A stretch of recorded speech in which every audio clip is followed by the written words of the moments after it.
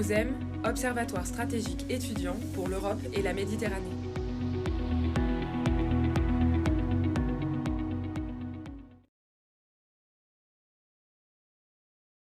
Bonjour à tous, bonjour Issane. Bonjour Loïc, bonjour à tous. Nous nous retrouvons aujourd'hui pour une nouvelle série de podcasts qui sera axée sur les problématiques géopolitiques européennes actuelles. Nous avons donc décidé de nous intéresser à la situation en Biélorussie à la suite de la réélection très controversée de Alexandre Loukachenko. Ce scrutin a plongé le pays et notamment sa capitale Minsk dans une atmosphère agitée. Alors pour évoquer cette situation et analyser ses répercussions sur la politique internationale, nous avons eu l'opportunité de nous entretenir avec Kristina Bukhanova. Kristina est une étudiante biélorusse en master carré international à l'université Clermont-Auvergne. Elle a fait aussi des études de droit en Biélorussie avant de venir s'installer en France. Aujourd'hui, elle a accepté de nous répondre, d'abord pour nous aider à comprendre le cheminement qui a conduit aux événements qui touchent aujourd'hui la Biélorussie, mais aussi pour nous donner sa perception des enjeux du scrutin en tant que Biélorusse vivant en France. Voici maintenant 3 semaines que la Biélorussie est touchée par des manifestations de grande ampleur. Le 9 août, le président Alexandre Loukachenko a été réélu avec officiellement 80% des voix. Depuis, des milliers de citoyens descendent dans les rues pour contester les résultats. L'élection a été jugée tronquée par les partisans de Svetlana Tikhanovskaya, qui est partie elle-même se réfugier en Lituanie à l'annonce des résultats. Les brutalités commises par les forces de l'ordre à l'égard des manifestants ont entraîné une multiplication des rassemblements demandant la démission du président en place. Une exposition aux yeux de l'Europe entière dont se serait bien passé Loukachenko. Rappelons que la Biélorussie n'a pas l'habitude d'être secouée par des protestations, puisque le pays n'a plus connu de manifestations majeures depuis les élections présidentielles de 2010. On le sait, comme dans tous les pays autoritaires, la peur de la répression empêche toute velléité de protestation. Dernièrement, durant les 3 premiers jours des manifestations, une large coupure internet a touché le pays. Les principaux canaux d'information se sont retrouvés bloqués, un grand nombre de journalistes n'ont pas eu d'accréditation pour couvrir les élections, et c'est sans compter les diverses mesures sanitaires prises par le gouvernement dans le but même de limiter l'action des opposants. Comme tu l'as dit Loïc, la Biélorussie n'a plus été touchée par des manifestations de ce type depuis 2010, mais aujourd'hui, la situation semble différente, comme nous l'indique Kristina Bukhanova. Les dernières manifestations un petit peu de ce type, c'était en 2010, j'ai vu à peu près il y a 10 ans, et j'ai l'impression qu'il y a plus d'engouement. Je pense que le rôle fondamental est ici joué par les réseaux sociaux. Ça en fait vraiment curieux, tout simplement parce que l'opposition a choisi bonne technique, comment capturer, on dirait, les élections truquées par Loukachenko en utilisant les réseaux sociaux. Tout simplement, on peut les partager cette technique par 3 moyens. Le premier moyen, c'est porter les bracelets blancs pour compter les participants qui votaient pour Svetlana Tikhanovskaya, c'est les candidats d'opposants. Deuxième moyen, c'était l'enregistrement des bulletins pour chaque électeur par les plateformes qui s'appellent Golos, la voix. Et donc, pendant les élections, vous envoyez votre bulletin via Internet. Et les derniers moyens, on peut rajouter ici, c'est aussi les façons de plier le bulletin. Ça, c'est les façons vraiment peut-être marginales, mais quand même de montrer en effet comment ça se fait si on a les urnes transparentes, combien il y a des votes pour Svetlana Tikhanovskaya. Justement, pour le peuple, il comprend bien qu'ils ne sont pas seuls pour voter pour les opposants, mais pas pour Loukachenko. Comme nous l'a si bien dit Kristina, les différentes techniques utilisées comme le bracelet blanc ou la technique de pliage ont permis aux partisans de la candidate de repérer les votants. Oui, en plus de cela, l'opposition avait aussi appelé à se rendre aux urnes plus tard pour empêcher les tentatives de triche. Cette campagne d'observation a également été très suivie sur les réseaux sociaux malgré la coupure internet. Pour exemple, un sondage anonyme créé par l'application Telegram a révélé que 53% de ses utilisateurs auraient choisi Svetlana Tikhanovskaya et seulement 2% d'entre eux le président sortant Loukachenko. Svetlana Tikhanovskaya, c'est une candidate qui a émergé très tardivement dans les élections. On a vu qu'elle a recueilli un grand nombre de votes, même si c'est informel pour le moment. Les manifestations, c'est un rejet de Loukachenko ou une adhésion plutôt aux idées de Svetlana Tikhanovskaya. Alors, certainement, c'est le candidat plutôt vraiment unique de l'opposition qui n'était pas prévu au début, tout simplement parce que Svetlana ne jamais voudrait d'être un candidat présidentiel. Il faut comprendre que cette initiative était prise vraiment éventuellement, puisque son mari il était emprisonné. C'est ça, c'est-à-dire que pour remettre dans le contexte, elle a fait place à son mari en fait. Effectivement. Sauf qu'elle ne voulait pas prendre le programme de son mari parce que le but pour elle, c'est plutôt d'organiser les élections libres et aussi libérer les opposants politiques. Il faut comprendre que les autres candidats d'opposition étaient aussi emprisonnés. C'est le cas de Victor Babarika, qui en effet était peut-être un candidat plus favorisé que les autres. Et donc, il y a un troisième candidat, c'est Valery Tsepkalo. Il n'était pas emprisonné, mais il est parti, je crois qu'en Russie actuellement. Et donc, les trois candidats d'opposition étaient forcément retirés des élections. Il n'était pas enregistré, tout simplement. Et c'est pour cette raison, Svetlana Tikhanovskaya, elle s'est enregistrée autant que le candidat. C'est aussi la faute de Loukachenko de n'a pas apprécié sa candidature qui pouvait marcher, en disant que la constitution biélorusse n'était pas écrite pour une femme. Svetlana n'est pas une personne vraiment politique, et peut-être par les sentiments et par aussi son histoire de son mari et ses enfants, avoir cette pression politique vers elle, c'est peut-être pour cette raison qu'elle a obtenu le soutien du peuple. D'autre point qu'il faut rajouter qu'il n'était pas seul. Une femme de Tsepkalo, Véronika, et aussi le presse-secrétaire, je crois, de Babarika, Maria Kolesnikova, ils ont aussi rejoint le camp de Svetlana Tikhanovskaya. Alors, on a l'image de trois femmes qui sont se réunies contre les pouvoirs vraiment oppressants. Pour la population, en fait, elle est là simplement pour faire la transition pour de prochaines élections. Est-ce qu'ils la voient vraiment comme une potentielle présidente de la Biélorussie ou ils espèrent juste en fait qu'elle permette d'avoir des élections plus démocratiques? En effet, Svetlana Tikhanovskaya n'était pas vraiment vue autant que candidat et futur président réel. Et en effet, ce qu'il faut souligner, c'était juste 19 août, il a annoncé la création d'un groupe de travail qui va faire cette transition du pouvoir pacifique, par la solidarité du peuple, de faire ces transferts le plus vite possible et sans les pertes ni morales, ni brutales, ni d'une autre façon. C'est une personne très loin de la politique, c'est un professeur de la langue anglaise, il est bien renseigné peut-être pendant les présidentielles, mais sinon il n'a pas vraiment cette volonté d'être un représentant autant que le président. On peut faire un retour un petit peu sur en fait, qu'est-ce qui a amené exactement Loukachenko au pouvoir. Il est là depuis 26 ans, il est appelé le dernier dictateur d'Europe. Qu'est-ce qui a fait qu'il a réussi à arriver aussi haut en politique et à se maintenir surtout aussi longtemps au pouvoir? Voilà, c'est ça. Et comment il a évolué ensuite pour en venir à toutes ces manifestations contre lui? Alors, Loukachenko, il est arrivé au pouvoir vers la fin des années 80. Alors, comme le représentant d'une partie politique communiste démocratique. Dans les années 90, si je ne me trompe pas, c'est 1991, il a publié un article en critiquant que la Biélorussie va venir vers une dictature. Cependant, il a gagné les élections de 1994. Je peux dire qu'au début de sa carrière politique, il n'était pas populaire du tout. Cependant, c'est un député qui votait contre la chute de l'URSS. Il a pensé que également la dissolution de l'URSS était une faute de siècle. Les années 90 étaient remarquables par les plusieurs référendums qui n'étaient jamais reconnus. Cependant, ses pouvoirs étaient vraiment élargis par rapport aux décisions qu'il pouvait donner et, par exemple, dissoluer le Parlement et également de mettre les décrets qui sont les valeurs de loi. Dernier référendum qui était organisé, il a annulé tous ses mandats. Il pouvait être élu de nombre illimité jusqu'à la fin de sa vie. Donc ça, c'est le fait qui nous amène vers la théorie que la Biélorussie, c'est une autocratie tellement idéalisée par les pourcentages des votes, 80%, qui dans les conditions réelles d'une démocratie ne sont pas réelles. Donc les conditions de concurrence, tout simplement. Une idéologie, même si elle est un petit peu transparente, mais elle existe. Je me souviens à la fac, on avait toujours les cours d'idéologie de l'État biélorusse qui certainement ne peut pas exister dans un État démocratique. C'est un accueil pour tous les avis politiques. Certains succès qui a amené Loukachenko de rester 26 ans au pouvoir, c'est peut-être aussi le soutenance par la Russie. Hormis le soutien de la Russie, Loukachenko pouvait également compter sur une base électorale solide en la présence des ouvriers. Or, au fil des années, le dictateur a perdu le soutien de ceux qui sont indispensables dans le bon fonctionnement du pays. En attestent les grèves récentes dans des usines d'État.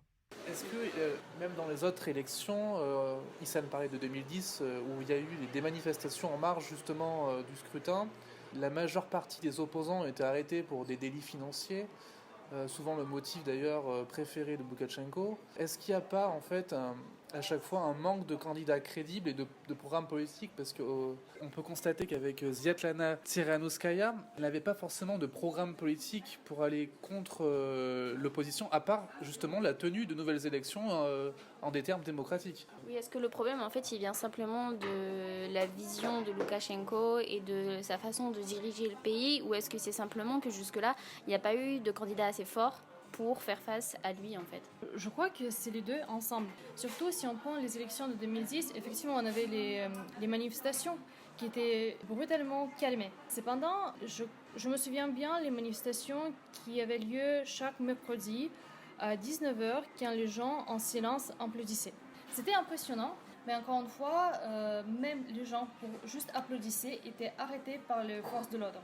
Et donc, le problème ici, qu'on n'a pas vu les vrais programmes et les vrais candidats, tout simplement parce qu'il était arrêté le retour vraiment naturel vers la langue biélorusse par les journalistes, tout simplement, parce que je pense que c'est une question fondamentale pour un État indépendant de la Russie, tout simplement, de revenir des sources peut-être de fondement de l'État, c'est la langue, les symboles et la constitution. Constitution qui était établie en avant, qui prévu peut-être les pouvoirs bien limités du président, tout simplement.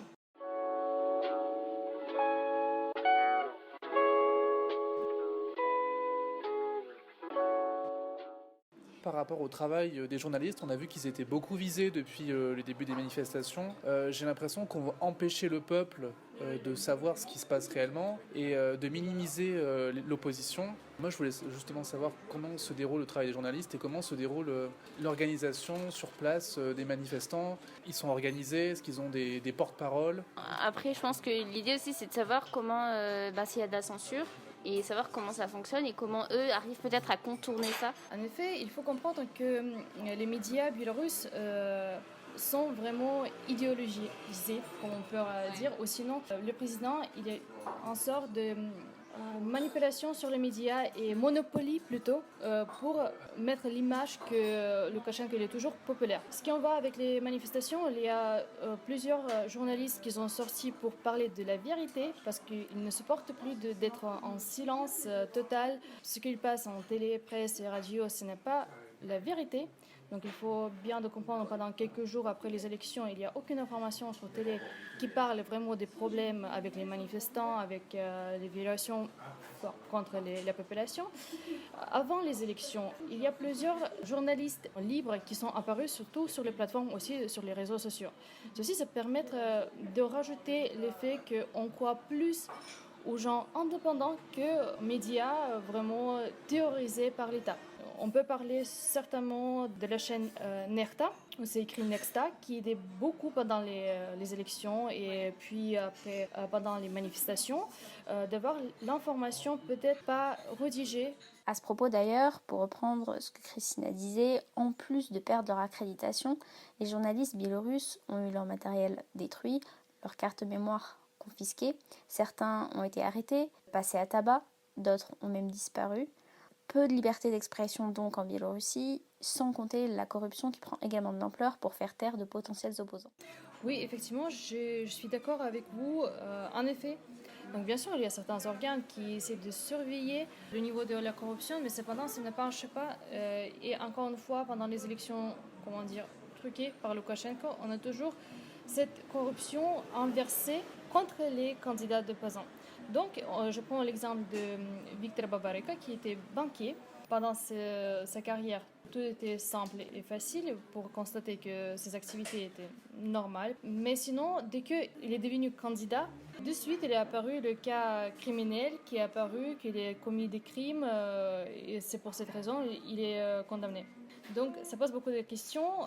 Surtout, c'est les méthodes vraiment qui est beaucoup utilisées en Russie. On ne va pas mentir, c'est les mêmes technologies pour éliminer les candidats un petit peu plus libéraux peut-être qui font la vraie concurrence entre les candidats. Et surtout, si on prend les élections qui étaient avant, c'est l'absence des candidats alternatifs.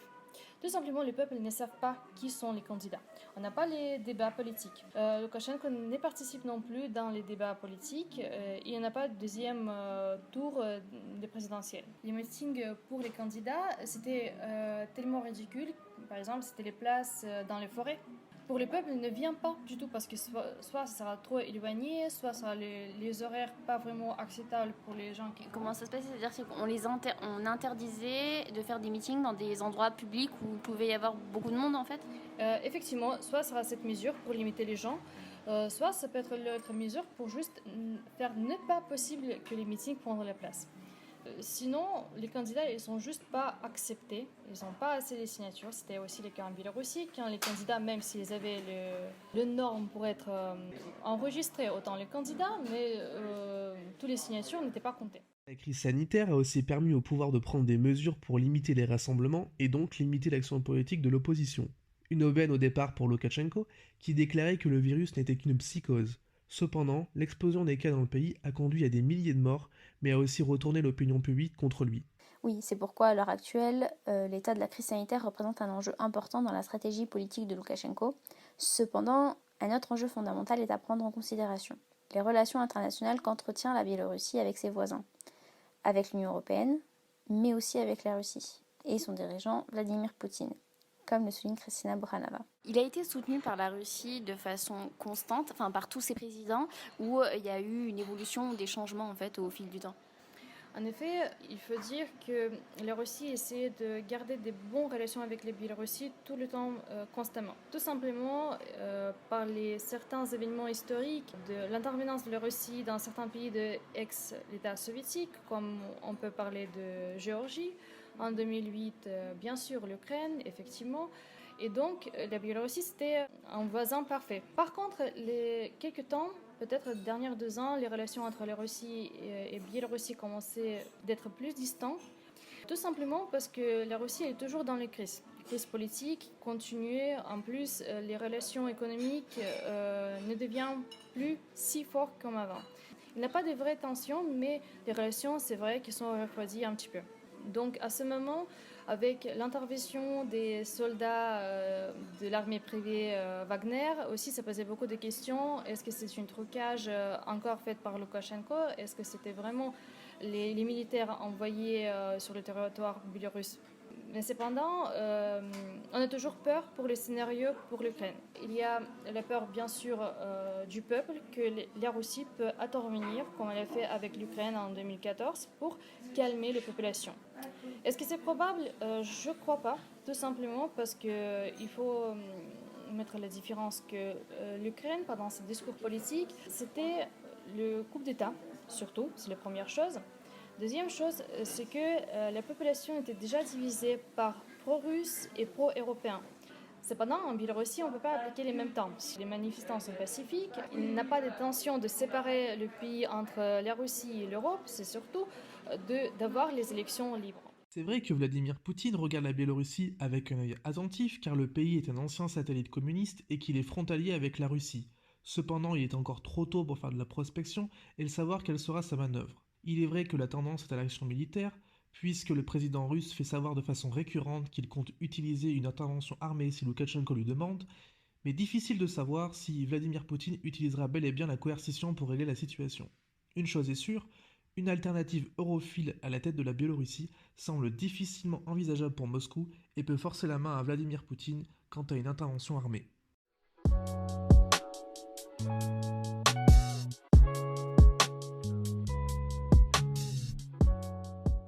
La réaction de l'Europe, elle s'est faite assez tardivement en fait. Par exemple, Angela Merkel a fait des déclarations il y a quelques jours seulement pour exprimer que oui, il fallait des élections justes, démocratiques. Mais est-ce que ça reste pas un peu passif? Et est-ce que la Biélorussie, elle va tendre vers l'Europe? Alors, c'est une bonne question. Par rapport à la Russie, je pense que ce n'est pas vraiment les premières préoccupations pour le Poutine pour un petit peu régler la situation en Biélorussie. À ce moment, il y a vraiment les différents avis par exemple Medvedev qui a exporté sa position vraiment négative au pouvoir de Loukachenko. De l'autre côté, il y a Poutine qui n'a pas vraiment donné des commentaires comment il faut agir avec la Biélorussie. La Russie, il a certainement des problèmes financiers à cause de Covid, forcément. De l'autre côté, il y a aussi les manifestations qui durent quelques semaines à Khabarovsk, c'est la partie de la Russie qui à ce moment ne reste plus stable. En ce qui concerne l'Europe, je pense qu'il y a certainement une bonne initiative de la Pologne d'être intermédiaire entre le président et le peuple. C'est une bonne initiative tout simplement parce que la Pologne, elle avait une vraie expérience historique par le moment de solidarité, effectivement.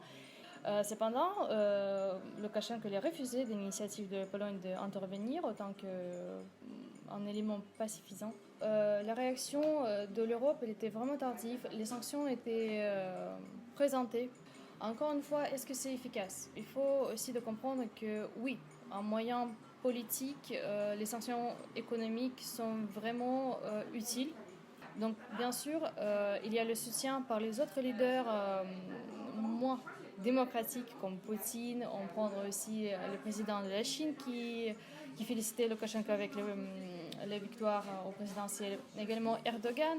Et donc, ce sens d'être abandonné par les autres pays, ça jouait l'autre rôle. Donc, le peuple, il fait confiance à eux-mêmes. Donc, la réaction de l'Europe, oui, c'est bien, c'est tardivement, mais c'est mieux que rien. Il y a aussi une idée que Loukachenko il pouvait juste abandonner le poste. Et pour ce scénario, ça sera le plus facile pour lui et aussi pour le peuple. Cependant, à cause de violations graves des droits de l'homme, on parle tout d'abord, bien sûr, des droits politiques fondamentaux, comme les droits d'expression, comme les droits d'association, comme les droits à élections libres. On parle de violations sexuelles, on parle de violations mentales. Il y a disparition du peuple. Forcément, on peut dire que les citoyens ils sont plus négatifs vers Loukachenko. Il attend qu'il va porter vraiment les responsabilités pour tous les actes commis contre les Biélorusses. Effectivement, l'intérêt stratégique pour Vladimir Poutine serait avant tout de pouvoir remplacer Loukachenko par un candidat pro-russe. Cela reste encore peu probable.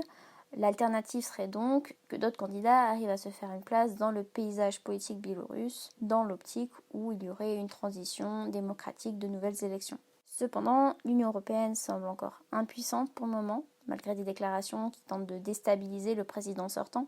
Le risque est que la Biélorussie s'isole. Aujourd'hui, c'est donc à travers l'action du peuple que l'espoir renaît finalement, comme souvent lors de revirements politiques. Ce qu'il faut noter ici, c'est le rôle du peuple et l'espace d'être conscient que c'est le moment pour les changements fondamentaux. On trouve peut-être l'un des caractéristiques qui fait la situation en Biélorussie à ressembler au printemps arabe. Tout simplement, c'est un bon exemple. Et c'est pourquoi peut-être au niveau international, bien sûr, peut-être c'est bête de dire, mais c'est notre actualité, c'est notre réalité, surtout que certainement on a plus des mécanismes pour pacifier les conflits entre-étatiques que le conflit qui se passe dans l'État. Parce qu'il y a la souveraineté. Tout simplement, c'est une limite qui reste toujours un obstacle pour peut-être libérer les gens qui voulaient vraiment les changements contre un tyran. C'est intéressant de comparer au printemps arabe ou par rapport à toutes les révolutions qui ont lieu actuellement dans le monde. On peut parler de Hong Kong, du Chili. Et le pacifisme aide beaucoup puisqu'il fait passer Loukachenko pour en fou quelque part, de tirer sur sa propre population ou de brutaliser son peuple. Et ça va être très difficile pour lui de regagner la popularité qu'il a déjà eue un jour. La question c'est de savoir comment on va pouvoir composer dans le futur entre une population qui n'aime pas son président et son président qui veut rester toujours en place. C'est ça, et qui brutalise sa propre population finalement. Bien sûr, on peut imaginer, encore c'est le point futuriste et qui existe toujours, que peut-être le peuple va se calmer. Il va attendre les élections prochaines pour avoir cet espoir que quelque chose va changer. Ça pose la question, est-ce qu'il faut vivre jusqu'à le moment où le dictateur va partir par exemple à cause de sa mort, ou puisqu'il y a impeachment. C'est aussi le cas qui est prévu dans la constitution biélorusse.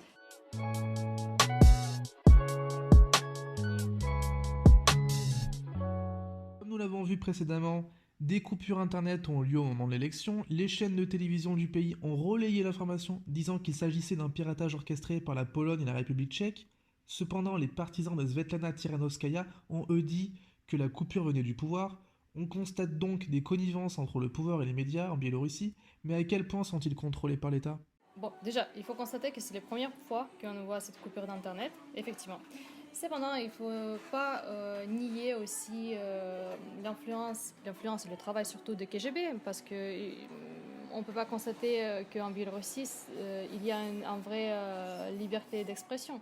Les articles qui critiquent forcément le pouvoir, et c'est le fait qu'il existe, et je crois que c'est encore une fois une méthodologie complètement russe, qui en limite vraiment l'expression, la liberté d'expression, tout simplement. En Russie, si vous savez, pour les posts et pour les likes et pour les reposts, vous pouvez être condamné tout simplement. En Biélorussie, c'est le cas. Certains étudiants sont menacés pour les blagues, pour les posts sur les réseaux sociaux contre Loukachenko forcément, d'être envoyés de la fac tout simplement. Donc effectivement, c'est le premier cas quand on regarde cette position. Encore une fois, ça pose des problèmes parce qu'on comprend bien qu'il y a provider biélorusse et ça dépend de lui le coupage d'internet.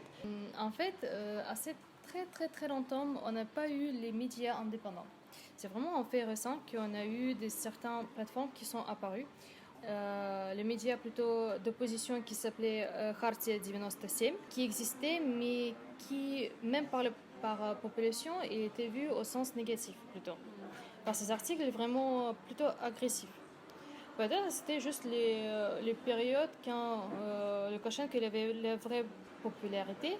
Cependant, aujourd'hui, comme j'ai déjà noté, il y a Nierta ou Nexta qui propose les sources alternatives pour les Biélorusses. Il y a aussi radio qui s'appelle Radio Svoboda, la radio Liberté. Il y a la chaîne Belsat.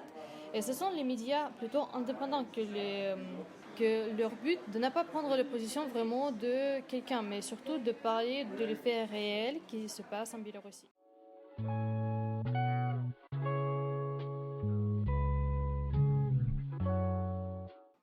Vous, en tant qu'étudiante, en tant que Biélorusse qui vit maintenant en France, en tout cas depuis un petit moment, comment vous percevez ça, ce qui se passe ? Comment vous envisagez l'avenir ? Est-ce que vous êtes plutôt optimiste ? Est-ce que vous pensez qu'il y aura vraiment un changement, quelque chose qui peut se faire ? Je pense que cette genre de révolution, c'est pas vraiment la révolution, c'est au final un moyen de revenir au point plutôt fondamental d'une démocratie moderne par les moyens absolument pacifiques. Il faut l'apprécier et accepter. Et je pense que la Biélorussie a vraiment la chance d'avoir cette transition, tout simplement parce que l'image ne peut pas être censurée par télé. Il y a des sources alternatives.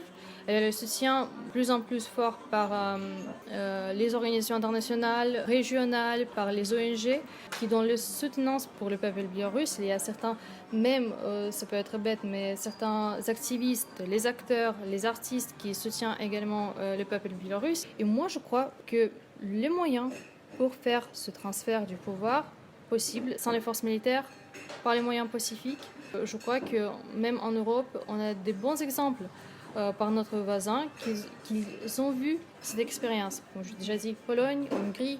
On peut regarder l'exemple assez récent de l'Arménie. Tous ces exemples montrent bien que même les États qui avaient un héritage soviétique ou même post-soviétique, ils ont toujours la possibilité d'avoir une pacification des mouvements contre le pouvoir du président actuel. Pourquoi vous avez décidé de venir ici en France ? Et est-ce que, compte tenu de la situation, est-ce que vous envisagez de repartir en Biélorussie pour y vivre, pour travailler, si la situation change, mais aussi si la situation reste la même ? Eh bien, le choix d'une formation en France, c'est tombé pas vraiment par hasard, peut-être avec cet amour à libéralisme peut-être français et le sens d'une révolution et le rôle du peuple tout simplement dans cette révolution. D'autre côté, bien sûr, je compte de peut-être revenir en Biélorussie s'il devient démocratique. Si je reviens en Biélorussie qui reste avec son tyran d'être tout simplement suivi par les forces de police, tout simplement par mes idées trop libérales et peut-être pour les critiques contre l'État, qui peut retourner contre moi par tout simplement d'être condamné. Il faut constater qu'avant, il y avait une crainte de penser différemment. Et ça, on constate actuellement, on est si nombreux de dire qu'on est contre le pouvoir, mais cependant, la répression ne s'arrête jamais. Et quand vous étiez à la fac de droit, est-ce que vous sentiez déjà à l'époque, parmi vos camarades et professeurs, une sorte d'état d'esprit un peu rebelle par rapport à ce qui se passait ou pas du tout? Est-ce que c'était très conformiste par rapport à la situation politique? Et effectivement, c'est peut-être assez curieux de constater qu'effectivement, c'était très conservateur. Les professeurs qui avaient l'opinion un petit peu alternative ne seront pas acceptés ou sinon directement, ce sera le dénonce immédiat, soit par les étudiants, par les autres professeurs. Ce fait d'être censuré même à la fac de droit, où il y a cette conscience qu'il y a l'État, qu'il y a le droit public, qu'il y a le droit de l'homme qu'il faut respecter. Bien sûr, ça fait réfléchir les étudiants. Bien sûr, entre les camarades, peut-être on avait ce doute. Surtout, c'était le doute. De penser différemment, c'était bien sûr jugé comme les révolutionnaires, et spécialement dans les périodes quand j'ai fait mes études, c'était 2015, c'était aussi la situation avec l'Ukraine. Donc forcément, on peut imaginer que tous les retours vers une démocratie européenne, c'était comme presque trahir propre pays et suivi par les valeurs européennes, bien sûr, qui sont observées vraiment au point négatif. Surtout par exemple LGBT, comme toujours, ils sont observés vraiment négativement en Biélorussie. Cependant, on retourne dans les questions de vision des étudiants, oui, c'était vraiment fermé et conservateur. Est-ce que vous sentez que ces manifestations, c'est aussi une possibilité, ou en tout cas une opportunité pour la population de se rassembler sur certaines questions qui peuvent cliver un peu la société? Comment sont perçues par exemple les personnes LGBT ou les personnes d'autres religions ou alors d'autres catégories sociales en fait? Et est-ce que c'est une opportunité pour la Biélorussie de se rassembler et du coup d'avoir une société plus unie? Je suis d'accord avec vous, tout simplement par le fait de ces manifestations, on a vu l'image vraiment magnifique d'une solidarité, mais pas par le mot solidarité, mais par le fait de solidarité. Mais le sens de solidarité, vu que tous les groupes sociaux ils sont sortis dans la rue, il y a les gens qui ont son propre business, il y a des pauvres, il y a des étudiants, des ouvriers, il y a des médecins, il y a professeurs, donc tous les groupes sont présentés. Je pense que c'est une bonne occasion également de peut-être d'avoir cette revendication contre le régime.